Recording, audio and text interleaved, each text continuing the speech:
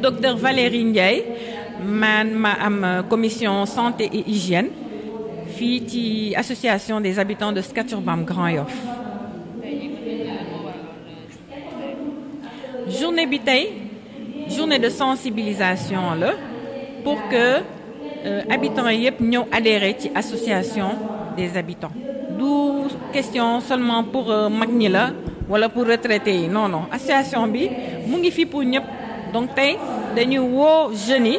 woo xale yi woo jigéen yi toutes les forces vives dañ leen woo pour ñu ñëw jàpp ci liggéeyu association bi. dañu profiter en même temps tey wax affaire u secourisme parce que ci biir kër yi wala ci école bi wala même ci mbedd bi sax des fois da ngay am situation d'urgence boo xam ne il faut que nga jàppale kenn donc mën na nekk sax accident des fois doo xam noo koy secourir en attendant docteur yi ñëw wala moom mu dem hôpital. donc les premiers gestes yoo xam ne dina sauver nit ki moom la ñu bëgg a wan nit ñi tey daal journée dañ def rek initiation mais après bëgg nañ def formation pour jeunes yi comme ça ñu am diplôme secourisme.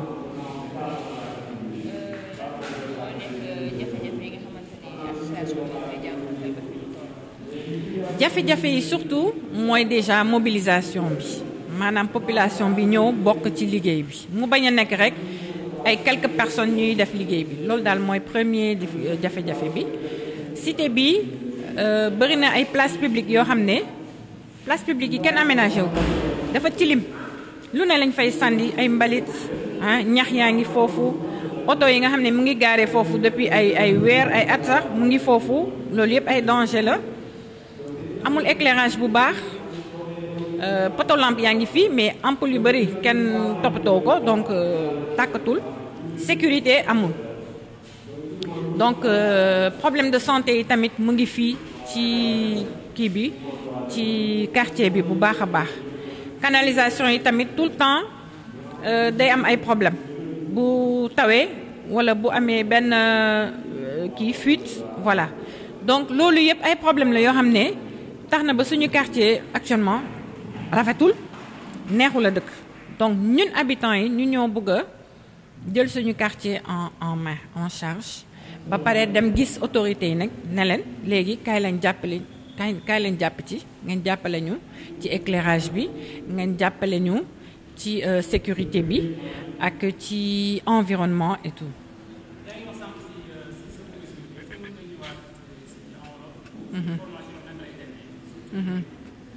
donc formation wu tey bi journée de sensibilisation la dañuy wone rek quelques gestes yoo xam ne dina mën a sauver nit ki tey du formation exactement mais dañu bëgg a programmer léegi formation bi nga xam ne ay groupe la mën na nekk ay 20 personnes ay 30 personnes dañ leen di former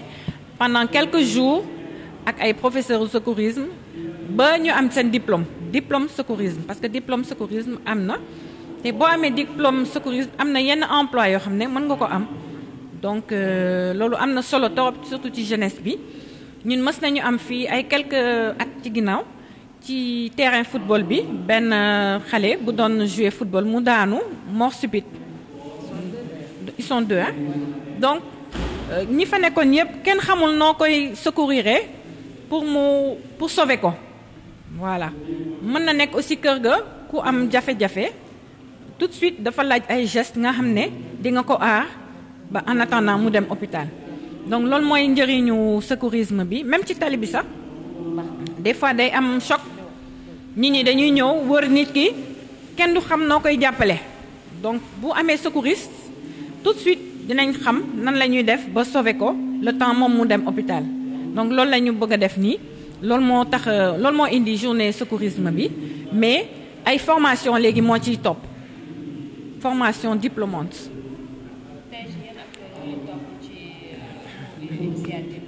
tey suñu biir rek la tey moom journée bi c'est entre habitants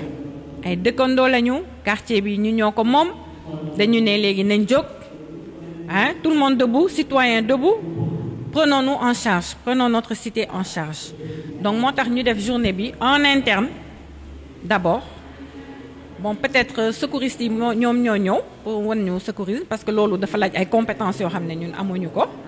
mais mairie mu ngi suñu ginnaaw autorité yeneen autorités yépp dinañ leen seeti après mais premier pas bi mooy ñun déjà lan la ñu def suñu bopp lan la ñu def pour suñu quartier balaa keneen di ñëw di ñu jàppale donc ci loolu lañ nekk nii tey moom la ñu woo population bi yépp voilà.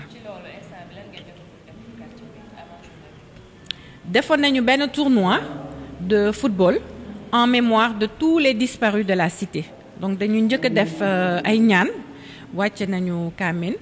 dem nañu aussi ci église bi communauté catholique église Saint-Paul def ay ñaan loolu mooy week-end passé bi le 18 le 19 et le 20 février voilà donc nouveau bureau bi dafa ne avant toute chose nañ def ay ñaan pour ñi fi jógee ñëpp yàlla aussi barke liggéey bi nga xam ne moom la ñu bëgg a commencer nii moo tax ñu def journée yooyu def nañu nag tournoi de football parce que xam nga football moom day xëcc ñëpp ay génn pour seetaan surtout actuellement ak Coupe d'Afrique bi et tout voilà donc dañu profiter ci contexte boobu def tournoi de football accompagner ko des prières pour déjà boobu amoon nañu mobilisation bu baax a baax ñëpp a génnoon def nañu match de foot pour les jeunes mais aussi les tout petits amoon na tout petits catégorie yu ndaw yi ak cadets yi aussi amoon nañ léegi jigéen ñi léegi dañ ne seen tournoi la ñu xaar léegi.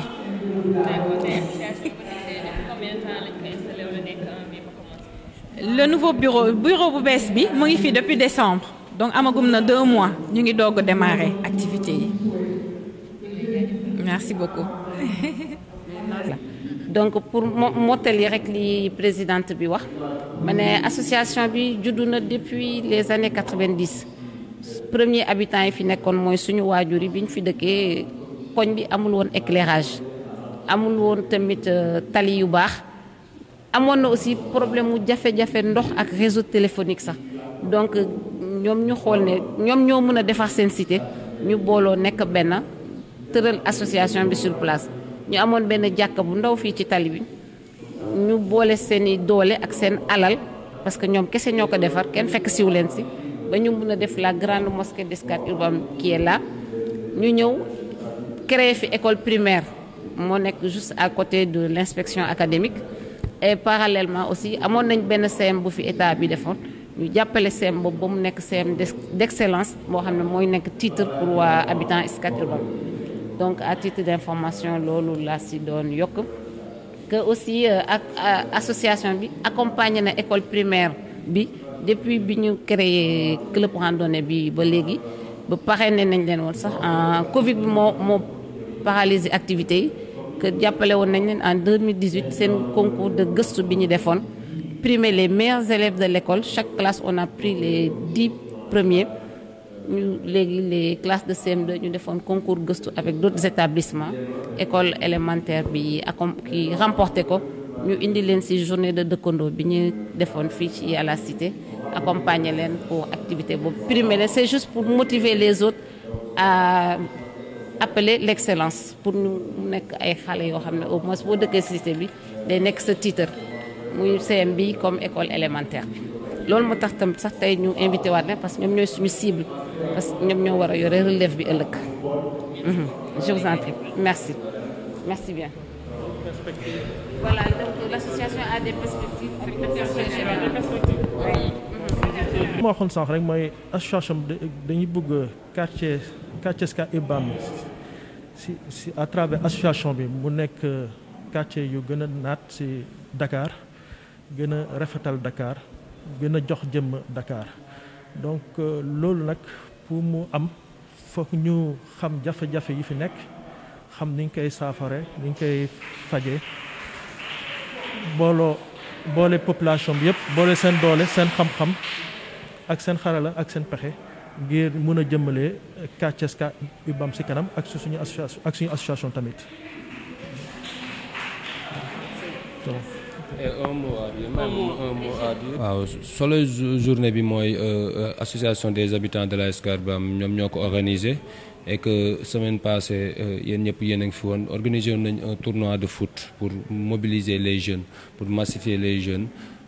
tournoi boobu soloy tey bii nii moo ko waraloon mooy fexe dajale jeunes yi rassembler leen et pour conscientiser leen ci li nga xam ne moom mooy li am solo loolu moo taxoon ñu organiser bi journée secourisme pour jàngal ci xale yi ci yenn circonstances yi bu leen dabee wala bu leen fekkee ñuy jouer wala ku ci amee lu ko xam ne dafa daanu wala lenn nga mën a am benn loo xam ne di nga ko mën a secourir en attendant ñi nga xam ne seen liggéey def ko ñu ñëw loolu moo doon solo yi journée tey bii nii moo tax association bi organisé woon pour conscientiser les jeunes. ci yaakaar nga ni di ngeen am ñi nga xamante ne ñëw adhéré bu baax. waaw jeunes yi tey parce que tey boo gisee li ñu naan si c'est important da ngay gis la jeunesse am na ñoo xam ne dañuy xam ne dañuy ñëw du yomb parce que tey match de football ñëpp gis nañ ko si àdduna bi si Sénégal. moo mën a dajale mbooloo bëri mais it si biir match de football yi ngay def am na si yenn saa boo organiser yenn événement yi di nga gis amaan na beneen couche jeune bu ciy génn ñëwaat bon buñ sañoon nombre bi day bëri mais parfois qualité bi moom it da ciy am solo c'est pas pour yenn saa yi nga rassembler pour rassembler nii rek comme parce que duñ ay politique yooyu mais le fait que ñi siy ñëw mën a buñ ci ñëwee ñëw na jottali ñeneen ñi pour ëllëg ñu xam soloy li nga xam ne moom mooy soloy ndaje bi. Voilà, merci.